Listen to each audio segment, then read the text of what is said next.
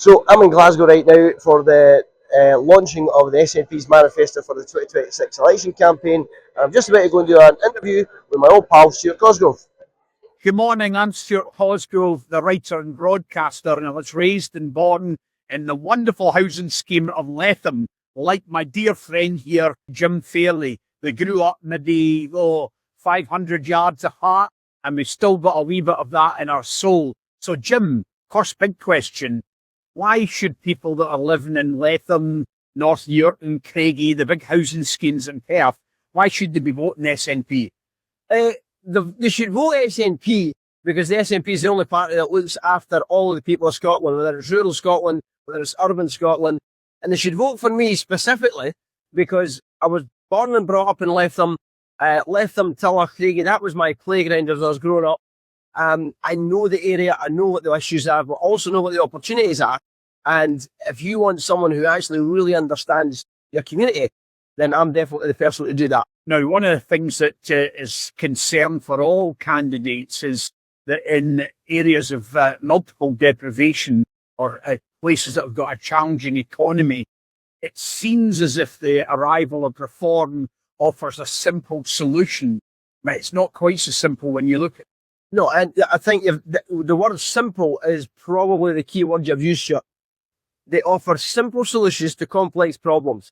They say, we'll sort out the NHS. Does that mean privatisation? If it does, then the folk that are living in the constituencies we are talking about aren't going to be able to afford that privatised healthcare. They talk about, let's just, cut the bureaucracy. Bureaucracy is sometimes there to protect people. People need protection from systems and from organisations. That's why we have levels of bureaucracy. So it's too easy to be able to say, oh, let's just scrap everything and let's just be better at it. See, unless they come up with the detail, unless people are given a proper understanding of how they're going to deliver it, you can't trust them and you shouldn't believe them.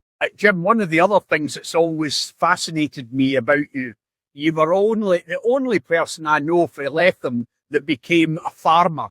Now, there are lots of people in Letham that went to the berries, went to the tatties, but not to become actually a farmer and someone proselytising on behalf of organic food and the farmers market and those things. What got you interested in rural? Well, I was interested in animals, and there'll be folk that are in my age group. They'll well remember I had a big loft of pigeons out in my back garden. I had rabbits, I had dogs. I've always been animal daft. And I landed in farming quite by accident, but I made a career. I absolutely loved every minute of it. And rural Scotland is so important to making sure that we've got the real beating heart of Scotland, the food, the water, the environment, that tourist attraction. Rural Scotland delivers all of that. And it's been a huge honour for me to be the Minister for Agriculture in the last 2.5 years. And if we go back into government, I very much hope to continue with that role, to make sure that I continue to really represent what rural Scotland can deliver. What is the trickiest thing that you deal with on a day-to-day basis that maybe the voter doesn't really understand? They see SNP and they associate that maybe with independence, but they don't know the detail of being in governance. That's a really important point, because the most important thing that we deal with that people don't know about is constituents.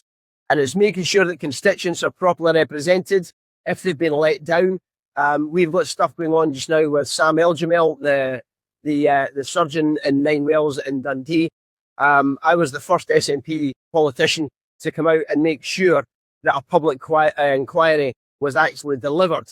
And I did that while I was on the back benches, because it just felt to me as though we couldn't let that lie. It's the day-to-day, it's the bread and butter stuff. I've got a fantastic team at work in Perth, and it's getting those individual issues dealt with. That's the bit that people just never see. What are you doing for St Johnstone, and should I vote for you? I am a regular proponent of all the good things that are happening at McDermott Farm. Excellent, you've got my vote.